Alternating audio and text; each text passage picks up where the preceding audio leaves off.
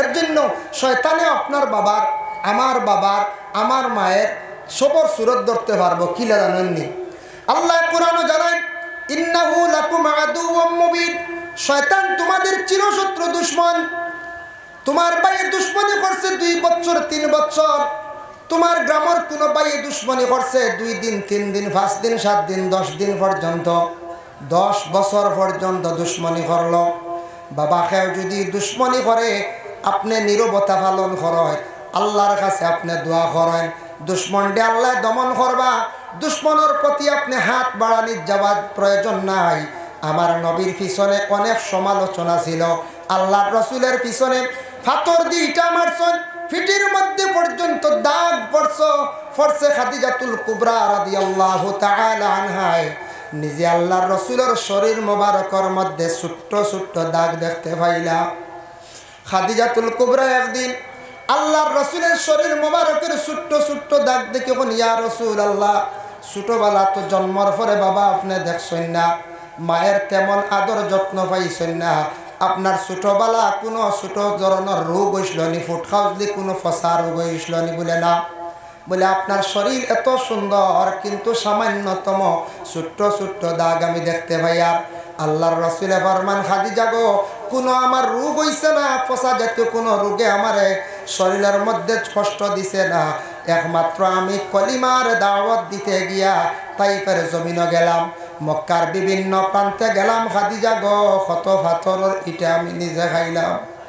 ওগো ফাতিমা, পাথরের ইটা খাইছি, বালির মধ্যে ফেলাইয়া পর্যন্ত আমার টানিছন গো খাদিজা, তবু আমি কিন্তু আমার ইসলামের জন্য কখনো তাদের প্রতি আমি হাত বাড়ানি গেছি না।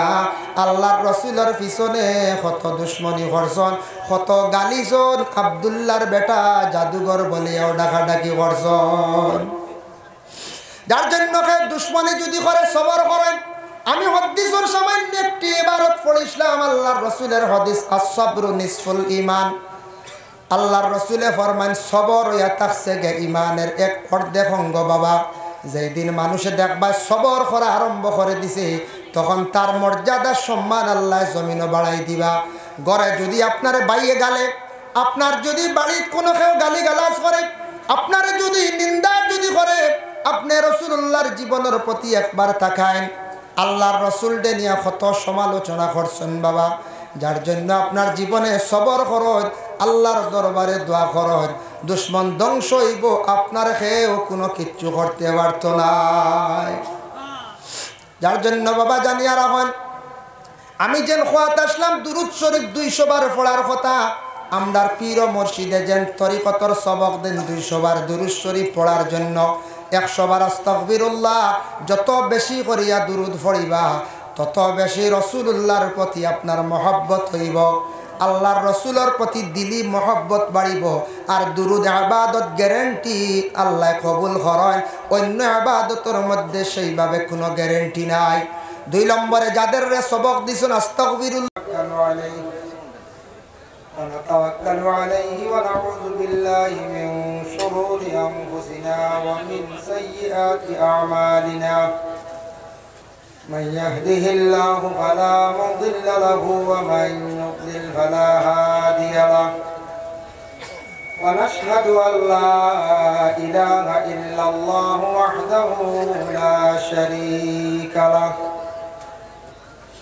ونشهد أن سيدنا ونبينا وحبيبنا ومولانا محمدا عبده ورسوله الذي أرسله بالحق بشيرا ونذيرا وداعيا إلى الله بإذنه وسراجا منيرا.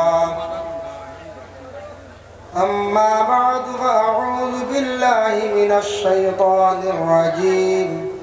بسم الله الرحمن الرحيم. وإذ ابتلى إبراهيم ربه بكلمات فأتمهن صدق الله العظيم. وقال النبي صلى الله عليه وسلم الصبر نصف الإيمان إن الله وملائكته يصلون على النبي يا أيها الذين آمنوا صلوا عليه وسلموا تسليما بسم الله والحمد لله الصلاة والسلام عليك يا رسول الله بسم الله والحمد لله الصلاة والسلام عليك يا رسول الله بسم الله والحمد لله الصلاة والسلام عليك يا رسول الله بلغ العلا بكماله كشف الدجى بجماله حسنت جميع خصاله صلوا عليه وآله بلغ العلا بكماله كشف الدجى بجماله حسنت جميع خصاله صلوا عليه وآله أكبادنا مجروحة من صيب هجر المصطفى طوبى لأهل بلدة فيها النبي المحترم بلغ العلا بكماله كشف الدجى بجماله حسنت جميع خصاله صلوا عليه وآله أما بعد উপস্থিত সামঈনে কেরাম দূর দূরান্ত থেকে আগত সম্মানী রসুল প্রেমিক আল্লাহর মায়ার বন্দেগান আল্লাহ তাবারক ওয়া তাআলার কাছে লাখো কোটি শুকরিয়া উজান্ডির দরবার শরীফ ও উরুস মুবারক সেই মাহফিলে আমরা বিশেষ করে যারা অংশগ্রহণ করছি আল্লাহ পাক রব্বুল আলামিনের দরবারে আমরা সবে শুকরিয়া আদায় করি হোক আলহামদুলিল্লাহ। মুহতারাম হাজিরিনে কেরাম, এখন রাত্রি প্রায় না পুরা 2 ঘটিকা। কিছু সময় পরে সাহেব কিবলা তশরিফ আনবা, জিকির হইব, দোয়া হইব, শেষ দোয়ার পরে আমরা সব বিদায় দিই বলা না। আর বাদ মাগরিব থাকি ধারাবাহিক আলোচনার আকসর উলামায়ে কেরাম হলে 5 মিনিট 10 মিনিট 20 মিনিট পর্যন্ত আলোচনা করছেন। আপনারা অনেক আলোচনা শুনছেন, ওয়াজ শুনছেন। আর আমি আপনার খেদমত হাজির। আমারও সাহেব বাড়ি না আপনার সাহেব বাড়ি বলে আপনারও সাহেব বাড়ি আমারও সাহেব বাড়ি। বিশেষ করে আমি সাহেব কিবলা উজান্ডি মাদ্দাজিল্লুহুল আলিয়ার কাছে আমি নিজে বয়ত হয়েছি, আমার পীর ও মুর্শিদ। কিন্তু যত আসল বেশিরভাগ উজান্ডির সাহবর কাছে বয়ত গ্রহণ করছেন বলা না। সেও আসল রাতাবাড়ি প্রিন্সিপাল সাহবর কাছে বয়ত হয়েছেন, সেও তাখতা বারণ বাস স্ট্যান্ডি সাহবর কাছে বয়ত হয়েছেন, সেও পুরাতন সাহবাড়ির কাছে বয়ত হয়েছেন, সেও আমরা আসামি মেসাব পাবিজুরি টাইটেল মাদ্রাসার অধীক্ষক আসামি মেসাবর কাছে বয়ত হয়েছেন। কিন্তু সব ইজাজত প্রাপ্ত সাহেবকলর পীর ও মুর্শিদ পীর সাহেবকলর সাগরিদকল আমরা সারা এই জায়গাতে আমরা জমা হয়েছি। এখন যে সময়ের ভিতরে আমরা যারা আছি একগুলো বাড়িয়ে করে গিয়া ঘুমাই গেছেন, আরাম করতে গেছেন বলে না। আর আমরা যারা রয়েছি শেষ রাত বিশেষ করে আমরা শেষ মোনাজাত করি ইনশাল্লাহ আমরা বাড়িয়ে করে যাইব। ইনু আমরা যারা আছি অনেকর দিল আছে বলে সাত বাড়ি যাই, বড় দোয়ার মহফিল আমরা শরিক হয়ে আইম। বড় মহফিল দোয়া আল্লাহ কবুল করেন, করেননি না না আলিমগল তখন বড় মহফিল দোয়া করলে এই দোয়া বেশি কবুল হয়। আর কোনো গুনাগার দিয়ে আল্লাহ মাফ দেন। কারণ কিলা ডাইল আমরা কিনি 120 টাকা দিয়া, ডাইলর লগে ভাতর যাগু বিকে গু 120 টাকা বিকি যায়, বিকেই না রাখেন। একদিন ডাইল খেয়েও খাইছিলেন, ডাইল তো খাইছি, ভাতর খেয়েও খাইছিলেন, ভাতর তো খেয়েও খাই না। এগুন কোনো সাজও লাগে না, গড়ও লাগানিও যায় না। ই ভাতর এগুন আপনার সড়কও দেওয়া যায় না। এগুন আপনার মা বোন হলে ইট্টা মারি ভালাই দিই। কিন্তু ভাতর বিকি গেল কত 120 টাকায়। বালা মানুষের দাঁড় লইলে বুড়া মানুষ গুনাগার বন্ধ হলে আল্লাহ পাক রব্বুল আলামিন মাফ দিলেন। সুবহানাল্লাহ। মাহতারাম হাজিরিন কেরাম, আল্লাহ তাবারক ওয়া তাআলার কাছে লাখ কোটি শুকরিয়া। আল্লাহ পাক রব্বুল আলামিন আমরারে সৃষ্টি জগতের মধ্যে সর্বসেরা বানাইয়া সর্বসুন্দর করি আল্লাহ আমরার দুনিয়ার জমিন সৃষ্টি করছেন। বিআইয়ি সূরাতিম মা শাআ রাক্কাবাক, সূরা ইনফিতার ও আয়াতের ব্যাখ্যা দেখলাম তাফসীর ইবনে কাসিরের মধ্যে আল্লাহর যাতে ইনসান জাতের সর্বসুন্দরভাবে সৃষ্টি করছেন, তবে জেলা ইনসান জাতরে মানব জাতরে জেলা সকল সুরত দিয়ে সুন্দর করে বানাইছেন, ইলা আর কোনো মখলুকরে আল্লাহ বানাইছেন না। আমরারে জেলা সুন্দর একটা সুরত দিয়ে বানাইছেন, ইলা আর খেওর বানাইছেন জি না। তবে ইনু আমরা মহফিলে যত আছি খেও অতি সুন্দর, খেও মিডিয়াম, খেও কিছু বেশি খালা হইলাম করি এখন আমরা বেজার হয়ে দিতাম জি না। খেও রং খেলা আছে। রসুলুল্লাহর কাছে এক ব্যক্তি গিয়া আরজ করেন, ও আয়াতর ব্যাখ্যাত বর্ণনা করছেন, এক ব্যক্তি গিয়া এখন ইয়া রসুল্লাহ আমি একটা সন্তান পাইছি, আমার সন্তানটার রং বড় কম খালা। নবীজিয়ে ফরমাইন তোমার বাড়িত উট আছে নি? বলে জি হয়। ইগু উঠনি ইগে বাচ্চা দিছে নি? বলে জি হয়। বলে বাচ্চা ইগুর উঠনির রং কিলা? লাল। বাচ্চার রং কিলা? বলে লাল। রসুল্লাহ ফরমাইন তোমার উটুনিয়ে যে বাচ্চা দিছে উটুনির রঙেই বাচ্চার রঙে মিল গাইছে নি? বলে জিও মিল গাইছে। বলে তেওয়ালা তুমি এখান মনে আনিও না, কোনো সময় আল্লাহ পাক রব্বুল আলামিনে মানুষদের সুন্দর খেওরে দেন, খেওরের খালাও দেন, সন্তানাদিরে দেন, এটা নসল দ্বারা যারা উটুনি রং লাল আসলো বাচ্চার রং গলা লাল হয়েছে। বুঝতে আল্লাহ রসুল কত সুন্দর একটা সমাধান দিছেন, যার জন্য আমরা খেওরের রং খালাও আছে, খেওরের লাল আছে, খেওরের সাদাও আছে, কিন্তু সবটা কি আমার ধারণা আরব কান্ট্রিত গেলে দেখা যায় সবটা কি মানুষ বেশি সুন্দর। হজরতে ইউসুফ আলাইহিস সালাতু ওয়াস সালাম যে দেশ বিশেষ করিয়া যাওয়ার পরে জুলাইখা পাগল ইসলাম মিশর, ও মিশরের মানুষ জেলা সুন্দর বেশি দেখছি, ইলার পৃথিবীর জমিনও মনে হয় আর সুন্দর মানুষ আর নাই। মাহতারাম হাজিরিন কেরাম, যার জন্য আমি একবারে ছোট্ট একটা আয়াতে করিমা তিলাওয়াত করছি, আর সামান্য একটা হাদিস, সময় খুব সংকীর্ণ, পরবর্তী উলামায়ে কেরাম হল বাকি আর শোনাবত তশরিফ আনবা ইনু আমরা এই দোয়ালওয়াত। তো আমি আয়াতে করিমা তিলাওয়াত করছি। আল্লাহ পাক রব্বুল আলামিন দুনিয়ার জমিনের মধ্যে মানুষদের বিভিন্ন রকমে আজমায়। ইনু আমরা যত আছি অনেক মুসিবতওয়ালা আছি, আসিন না না যায়, বিভিন্ন রকমের মুসিবত যাদা আসন, বিভিন্ন রকমের চিন্তাওয়ালা আসন। সেও নিজের পরিবার নিয়ে চিন্তিত, সেও সন্তান নিয়ে চিন্তিত, সেও রোগ দ্বারা চিন্তিত, এইভাবে আমরা অনেক চিন্তিত আছি। কিন্তু ইগুলা ওইলে আমরা মনে বেজারি আনতাম না। আমরা ইমান আনছি বালাউরা তকদিরের উপর ইমান আনছি, আনছি না না। বালা হইলেও আমরা আল্লাহর পক্ষ থেকে হইছে, বুড়া হইলেও আমরা আল্লাহর পক্ষ থেকে হইছে।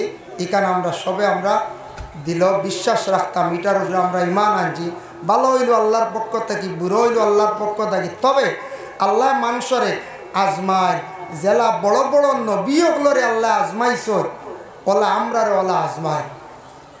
যেমন একজন নবী নিয়ে সামান্য দৃষ্টান্তমূলক আমি আলোচনার যাইয়ার, হজরত ইব্রাহিম আলাইহিস সালাতু ওয়াস সালাম, যে নবীর নাম তো আপনারা শুনছেন না? ও ইব্রাহিম নবীর আল্লাহ কত আজমাইলা। যেমন আল্লাহ পাক রব্বুল আলামিন পবিত্র কালামুল্লাহ শরীফের মধ্যে জানান, ওয়া ইয বিতালা ইব্রাহিম রাব্বুহু বিকালিমাতিন ফাতাম্মাহুন। হযরতে ইব্রাহিম আলাইহিস সালাতু ওয়াস সালাম রে আল্লাহ আজমাইশ করছেন। কত ধরনের আজমাইশ করলা। হযরতে ইব্রাহিম রে আল্লাহ যত পরীক্ষা করছেন, প্রত্যেকটি পরীক্ষার মধ্যে তেন তাম্মা করছেন। প্রত্যেকটি পরীক্ষার মধ্যে ইব্রাহিম নবী কামিয়াবি হাসিল করছেন। প্রত্যেকটি পরীক্ষা তাই কামিয়াবি হাসিল করছেন। এক নম্বর পরীক্ষা হইল যখন নমরুদের তানরে অগ্নিকুণ্ডলের মধ্যে ফালাইছে। শুনছেন তো আপনারা? নমরুদে যখন আগ্নির মধ্যে ফালাইছে তখন তার বয়স কত আসলো? ইব্রাহিম আলাইহিস সালাতু ওয়াস সালাম রে আগ্নির মধ্যে ফালাইছে। ভিন্ন ভিন্ন রওয়ায়াত আছে, এক রওয়ায়াত আছে 26 বছর। এই রকম বয়সকালে ইব্রাহিম রে আগ্নির মধ্যে ফালাইল। খেনে ফালাইল হযরতে ইব্রাহিমে নমরুদ রে খোদা মানছেন না, বিশ্বাস করছেন না, বড় মানছেন না। যার জন্য হযরতে ইব্রাহিম রে আল্লাহ পাক রব্বুল আলামিন পরীক্ষা করলা। যে পরীক্ষার মধ্যে তেন কামিয়াবি হাসিল করছেন তানরে আগুনে বিলকুল জ্বালাইতে পারছে না। এক আল্লাহ বলিয়া বিশ্বাস করলা ফয়লাও তানে পরীক্ষা পাইলা। খেয়াল করছেন মাত মাত বুঝা যায় না, এটা পরীক্ষা। নমরুদে আগ্নিত পালাইছে কিন্তু ইব্রাহিম ডুলিছই না, এক আল্লাহ স্বীকার করছেন, নমরুদরে খদা মানছই না। বুঝবাইছেন মা? যার জন্য বিশেষ করিয়া দেখেন আরেকটা ঘটনা আপনাদের সম্মুখে আমি আনতে চাই। মুকাশাফাতুল কুলুব ইমাম গাজ্জালী রাহমাতুল্লাহি তাআলা আলাইহি বর্ণনা করেন, একজন কৃপণ ব্যক্তি, বখিল ব্যক্তি আসলো তার ঘরের স্ত্রীরে কইল, গো বিবি, আমি বাড়িতে যখন থাকতাম না আমার অসাক্ষাতে তুমি যদি কোনো মানুষকে যদি কোনো কিছু যদি দেও তাহলে তোমারে আমি তালাক দিয়া বিদায় দিলাইম। আমি না থাকা অবস্থায় তুমি যদি কিচ্ছু দেও মাঞ্চরে খাওয়ার এমনি দেও তালাক দিলাইম। বুঝবাইছিল? হঠাৎ একদিন সেই বকিলের বাড়ির মধ্যে একজন ভিক্ষুক আসলো। আসার পরে সেই মহিলা বড় দয়ালু দিনদার ছিলা, তিনখানা রুটি হাতে তুলিয়া দিলা। মহিলায় সেই ভিক্ষুক আবার রুটি তিনখানা লইয়া যখন রওনা দিল বাড়ির সামনে যাওয়ার পরে ভিক্ষুক রে ফাইলিল বাড়ির মালিকে। প্রশ্ন করলো, হে ভিক্ষুক, তোমারে রুটি খেয়ে দিল খোসাইন? বলে, আমারে সেই বাড়ির মালিক আমারে রুটি দিছ। রাগান্বিত অবস্থায় বাড়ির মধ্যে গেল। যাওয়ার পরে ঘরের বিবিরে প্রশ্ন করলো, গো বিবি, জানতে চাই তুমি কেন সেই ব্যক্তিরে রুটি দিলাই, ভিক্ষুকরে রুটি দিলাই? তখন সেই মহিলায় উঠিয়া কইলা, গো স্বামী, একজন ভিক্ষুক দেখিয়া আমার বড় দুঃখ লাগছে, আমি আল্লাহর ওয়াস্তে তিনখানা রুটি দিয়া দিলাম। আমি কইলাম তোমারে তালাক দিয়া বিদায় দিমু, তালাক দিতাম নাই, তোমারে আমি আগুন দিয়া এই মুহূর্তে জ্বালাই দিয়ার। নাউজুবিল্লাহ। বুধবাইত্রান তালাক দিত না, আগুন দিয়ে জ্বালাই নিত। আগুন দিয়ে তৈয়ার করলো, একটা মটকার মধ্যে আগুন সৃষ্টি করলো, বানাইলো। আর গড় স্ত্রী মধ্যখানো সময়ের ভিতরে সুন্দর করিয়া কাপড় গায়ের মধ্যে লাগাইছেন, গলার মধ্যে সোনার হার লাগাইছন, খানের দুলা লাগাইছন, কত সুন্দর হইয়া গড়র বিবি সাজিলা। স্বামীয়ে প্রশ্ন করলা, বিবি, তুমি এই মুহূর্তে অগ্নির মধ্যে ভর্তায়, তোমার গায়ের মধ্যে এত সুন্দর পোশাক, গলার মধ্যে এত সুন্দর সোনার হার, তার কারণটা কি বুঝলাম না। তোমার গলারটা কি সোনার সরা গেছা, তুমি খুলিলাও। পঞ্চায়েত তিন রুটির কারণে বিবি আগ্নিত পালার সোনার সরা জ্বালাইতে দিব নি ব্যক্তি? জি না। ঘরের বিবি উত্তর দিন, স্বামী, এগুলা আমার সম্পদ। ঠিক আছে, তোমার সম্পদ, সম্পদ তো জ্বলব, নষ্ট হইব। বলে, না না, আমার সম্পদ নিয়ে আমি আল্লাহর দরবারও হাজিরি দিতে গিয়ে আমি সুন্দর হইয়া হাজিরি দিতাম। আল্লাহর বন্দি অত সুন্দর কথা কইছেন, আল্লাহর দরবারও হাজিরি দিতে সুন্দর হইয়া হাজিরি দিতাম। বলে, তার কারণটা কি? ইয়া আইয়ুহাল্লাযীনা আমানু ইযা নুদিয়া লিস-সালাতি মিন ইয়াউমিল জুমআহ। ও আয়াতর ব্যাখ্যা তাফসীরে ইবনে কাসীর লেখছেন, জুমার দিন হইল গে ৬০টা সুন্নত। কয়টা সুন্নত? ৬০টা সুন্নত। মনে রাখবা। ১ নম্বর সুন্নত হইল সুন্দর করে জুমার দিন গোসল করা।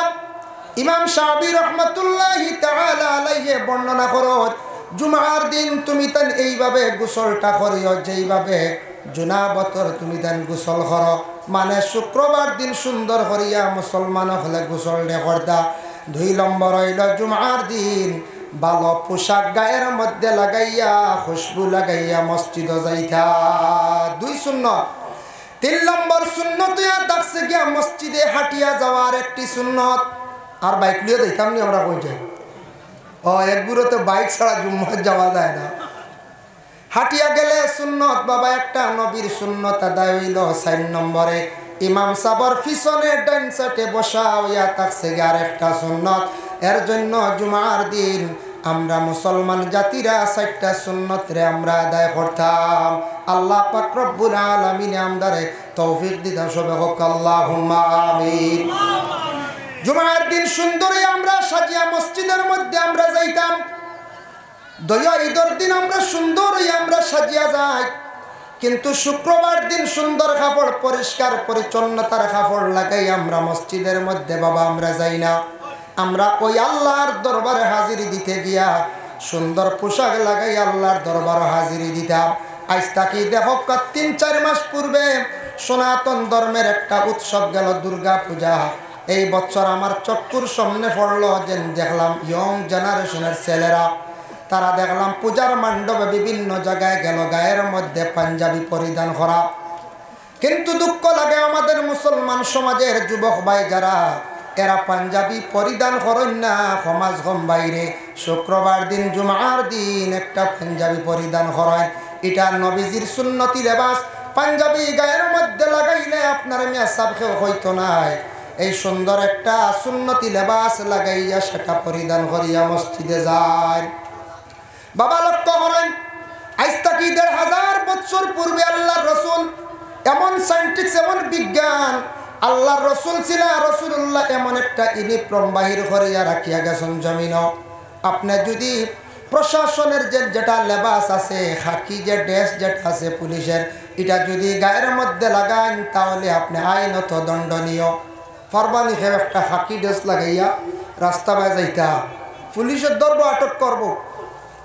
ম্যাজিস্ট্রেটের যে ইউনিফর্ম লাগাইতে পারবানি বলে জিনা, কিন্তু এমন ড্রেস, এমন একটা ইউনিফর্ম আল্লাহর রসুলে বাহির করিয়া গেছেন যেটা গোটা বিশ্বের মানব জাতিরা সেটা ইউজ করতে পারে, পরিধান করতে পারে। ভারতের প্রধানমন্ত্রী হোক না কেন, ভারতের মধ্যে আসামের মুখ্যমন্ত্রী যেই আছেন, বড় বড় পলিটিক্যাল লাইনে যারা আছেন সবাই কিন্তু পাঞ্জাবি পরিধান করেন। তবে যদিও এটা লম্বা নাই, সুন্নতি তরিকার নাই, তবে এটা পাঞ্জাবি একটু বাট্টি হিসাবে সবাই পাঞ্জাবি পরিধান করেন। এটা কাপড় গায়ের মধ্যে লাগানির পরে একটা মানুষের সম্মান মর্যাদা আল্লাহ জমিনে বাড়াইয়া দেন। সুবহানাল্লাহ। এটা লাগানির পর একটা সুন্দর লাগিল না। তাই মহিলা কইছেন আমি আল্লাহর দরবারে হাজিরি দিতে গিয়া সুন্দরভাবে আল্লাহর দরবারে হাজিরি দিতাম। যখন স্বামী আদেশ করছেন তখন সেই মহিলা অগ্নির মধ্যে গিয়া হাজিরি দিছেন। তখন স্বামী একটা ডাক্কন দিয়ে ডাকি লাইছেন, তান ধারণা আমার ঘরের বিবি জলিয়া সারহার। 1 দিন গেল, 2 দিন গেল, 3 দিন হয়ে গেল। আল্লাহর বন্দা কইল দেখিছেন আমার বিবি তো জলিয়া শেষ, সোনাগুলা গিয়ে মটকার মধ্যে অগ্নি পাওয়া যায়নি। সোনার লুবে গেছি গিয়া যেমনি ডাক্কন সরাইছে, সরানি মাত্র দেখে এই মহিলা হুবহু জিন্দা, শরীরের কাপড় জ্বলছে না, মহিলাও জ্বলছেন না, মরছেন না। সুবহানাল্লাহ। লাভ দিয়ে পিছন দিকে সরছে, সরা মাত্র ঘরের বিবিরে কইল বিবি জীবনে একটা ভুল কাম করি লাইছি, আপনার সঙ্গে বুঝতাম পারলাম না, আগুনে তোমার শরীরের কাপড় জ্বালাইল না, তুমিও জ্বললাই না, মরলাই না। তার কারণটা কি ঘরের বিবি জানাইলা, স্বামী গো আপনি আল্লাহর কাছে মাফ চাইন, বহুত বড় একটা ভুল করছেন আপনি। জানিয়া রাখন যে আল্লাহরে রাজি করি লাইছে, যে এক আল্লাহ বলিয়া বিশ্বাস করছে, এই বন্দারে আল্লাহ কোনদিন আগুন দি জ্বালাইতো না। সুবহানাল্লাহ। কি বুঝবাইতানি আল্লাহর বন্দি কতটুক পরহেজগার, কতটুক মানে শক্ত ইমান, যে এক আল্লাহ বলিয়া বিশ্বাস করছে, এই আল্লাহর বান্দারে কোনো একদিন আল্লাহ আগুন দি জ্বালাইতো না। হযরত ইব্রাহিম আলাইহিস সালাতু ওয়াস সালাম বহু বছর বিবাহের পর হয়ে গেল বিবি সায়রার নিয়া, কোনো সন্তান আদি নাই। পরবর্তীতে বিবি সায়রা স্বামীর বিবাহ দিলা, আবার হযরত ইব্রাহিম আলাইহিস সালাতু ওয়াস সালামে বিবাহ করলা। প্রথম স্ত্রী বিবি সায়রার শাড়ি দিছেননি বলে না। আমাদের দেশে ইলা অনেক মহিলা আছেন স্বামীর ঘরে থাকা অবস্থায় সন্তান আদি নাই, আল্লাহ খেয়ার সন্তান না দিয়ে বাবা পরীক্ষা করেন। 8 বছর 10 বছর এইভাবে বর্তমানে চলের। কিন্তু প্রথম স্বামী একটা পদক্ষেপ নেন, প্রথম স্ত্রীরে সরাইয়া দ্বিতীয় আরেকজন স্ত্রী ঘরের মধ্যে আনেন। হজরতে ইব্রাহিমে বিবি সায়রার ঘরের মধ্যে রাখছেন। সায়রা কইছেন ওগো স্বামী আরেকটি বিবাহ করেন। বিবি হাজেরার যেই সময় বিবাহ করলা, বিবি হাজেরায় গর্ভ ধারণ করছেন, পেটে সন্তান থাকা অবস্থায় বিবি সায়রা তখন আল্লাহর কাছে কসম খাইছেন, যত সময় পর্যন্ত বিবি হাজেরার শরীরের মধ্যে আমি দাগ লাগাইছি না, অত সময় পর্যন্ত আমি সায়রা দম লইতাম নাই। তার কসম খাইছেন দাগ লাগাইতাম, বুঝবাই। কারণ একটা সতিয়ালা জিদ থাকে না, 2 মহিলা এক ঘরে থাকলে একটা সতিয়ালা জিদ আসেন না আসে। যখন হযরতে ইব্রাহিমের ঘরে সন্তান জন্মগ্রহণ করলা হযরতে ইসমাঈল আলাইহিস সালাতু ওয়াস সালাম, তারপরে দেখা যায় বিবি সায়রা আবার গর্ভধারণ করে লইলা। তান গর্তাকি পরবর্তীতে একাধারে দুইজন সন্তান জন্মগ্রহণ করলা। একজন হইলা হযরতে ইসহাক আর একজন হইলা ইয়াকুব আলাইহিস সালাতু ওয়াস সালাম। প্রথম স্ত্রী সায়রা প্রথমে স্বামীরে বিবাহ দিছ, তান মন তাকিয়া কইসন স্বামী আপনি বিবাহ করেন, সন্তানাদি আমার ঘরে নাই। দিল তাকি হওয়ার কারণে বিবি হাজেরার ঘরে ইসমাইলের জন্ম হইল। পরবর্তীতে সায়রার ঘরে আরো দুইজন সন্তান জন্ম হইলা, ইসহাক এই নবী, ইয়াকুব এই নবী। সুবহানাল্লাহ। আল্লাহর বান্দাগান বিবি সায়রা ইন্তেকাল হইছেন, বিবি হাজেরাও ইন্তেকাল হয়ে গেছেন। পরবর্তীতে আরেকজন মহিলারে হযরত ইব্রাহিম আলাইহিস সালাতু ওয়াস সালামে বিবাহ করলাম। কেনানিয়ান একজন মহিলা, তার নাম হইল গিয়া কাতুরা বিনতে ইয়াকতিন। এই মহিলারে বিবাহ করছেন। বিবাহ করার পরে হযরতে ইব্রাহিমে তার জিন্দগি তার 6 জন সন্তানের মালিক হইলা। সুবহানাল্লাহ। প্রথম 3, 2 বিবির ঘর 3, বাদে আরো 6, টোটাল কতজন হইলা? 9 জন সন্তানের মালিক। যার প্রথমত কোনো আওলাদ নাই, কোনো সন্তান নাই, আল্লাহর কি লীলা বুঝবার ক্ষমতা নাই। আল্লাহ হযরতে ইব্রাহিম রে কত বড় বাবা পরীক্ষা করলা। পরবর্তীতে অসংখ্য সন্তানের আল্লাহ মালিক বানাইলা। তারপরে হযরতে ইয়াকুব আলাইহিস সালাতু ওয়াস সালামের ঘর আল্লাহ কতজন সন্তান দিলা? বলে 11 জন সন্তান দিলা। ইয়াকুবর বেটা ইউসুফ নানি পঞ্চান জানা আছে নানি আপনারা? হযরতে ইয়াকুব আলাইহিস সালাতু ওয়াস সালামের সবচাইতে ছোট সন্তান হযরতে ইউসুফ আলাইহিস সালাতু ওয়াস সালাম। 10 ভাইয়ে কিন্তু বাইর লাগি বড় হিংসা করলা বাবা। 10 ভাইয়ে বড় হিংসা করছন। হিংসা এমন একটা জিনিস দেখো, হিংসা করিয়া কোনোদিন মানুষ আগ বাড়িতে পারে না। হিংসা বুঝবইছিল, বাইয়ে বাইর লাগি মনে করক্কা হিংসা, বাইয়ে বনির লাগি হিংসা। যে কোনো মানুষের যে কোনো ব্যাপারে যদি হিংসা থাকে, দিলের মধ্যে কিনা বোধ থাকে, এই মানুষ আগ বাড়িতে পারে না, উন্নতি হয় না, বরং অবনতি হয়। একজন মেসা বুটি গেছেন, তানরে বাড়ি মারা। মাস্টার বাড়ি গেছেন, তানরে বাড়ি মারা। একজন মানুষের ধন সম্পদ ইজার, তানরে বাড়ি মারা। এইভাবে জীবনে যদি কোনো মানুষের দিল যদি এইভাবে হিংসা যদি থাকি যায়, জানিয়া রাখবা আল্লাহর বন্দেগান কোনোদিন সেই বন্দার উন্নতি হইতো নাই। ও হিংসাগুলা বিদ্বেষগুলা সরাইবার জন্য আমরা পীর মুর্শিদর কাছে যেন সবক যেগুলা লয়, ফিরে সবক দিয়া দিছন আপনার তরে কিতা সবক আমাদের নকশবন্দিয়া চিশতিয়া তরিকার সবক হইয়া থাকছে গিয়া। আমরার পীর সাবকলে সবক দেন বলে রোজানা 200 বার দুরুদ পড়ো, 100 বার আস্তাগফিরুল্লাহ পড়ো। কইছুন নি না? যারা বয়স তৈছন সবক দিছুন নানি 200 বার দুরুদ শরীফ, 100 বার আস্তাগফিরুল্লাহ। 200 বার দুরুদ শরীফ পড়ার কারণ কি? দুরুদ এমন একটি ইবাদত বাবা, যে দুরুদ পড়িতে সময় মানুষে যদি আল্লাহর রসুলের প্রতি ধ্যান মুক্ত হইয়া যদি সে দুরুদ পড়ে, যদি রাসূলুল্লাহ তো দেখছি না, কিন্তু আল্লাহর বন্দেগান আল্লাহর রসুলদের দেখা সম্ভব আছে। আমি সূরা মুজাম্মিলের ব্যাখ্যা দেখলাম, কোন মানুষ যদি প্রতিদিন যদি রাত্রিবেলা যদি এই মানুষ যদি ঘুমায় সূরা মুজাম্মিল তিলাওয়াত করিয়া, সেই মানুষে হঠাৎ একদিন আল্লাহর রসুল দেখাবে দেখতে পারবো। সুবহানাল্লাহ। আর যে মানুষ আল্লাহর রসুল দেখাবে দেখি লাইব, স্বপ্নে দেখি লাইব, এই মানুষের লাগি জাহান্নামের আগুন আল্লাহ হারাম করে দিবা। বুখারী শরীফের হাদিস, কালা রাআনি ফিল মানামি ফাকাদ রাআনি ফা ইন্নাশ শাইতানা লা ইয়াতামাসসালু ফি সূরাতি। আল্লাহর রাসূল ফরমায়, আমারে কেউ যদি খাবে দেখে সে হালেকে আমারে খাবে দেখছে, কারণ আমি মুহাম্মদুর রাসূলুল্লাহ আর সুরত কখনো শয়তানে ধরতে পারে না। নবীর সুরত কোনোদিন ধরছে না আর ধরতে পারত নাই। ইহা তককে কিয়ামতের আগ পর্যন্ত আমার নবীর সুরত কখনো শয়তানে ধরিয়া দেখাইতে পারত না। সুবহানাল্লাহ।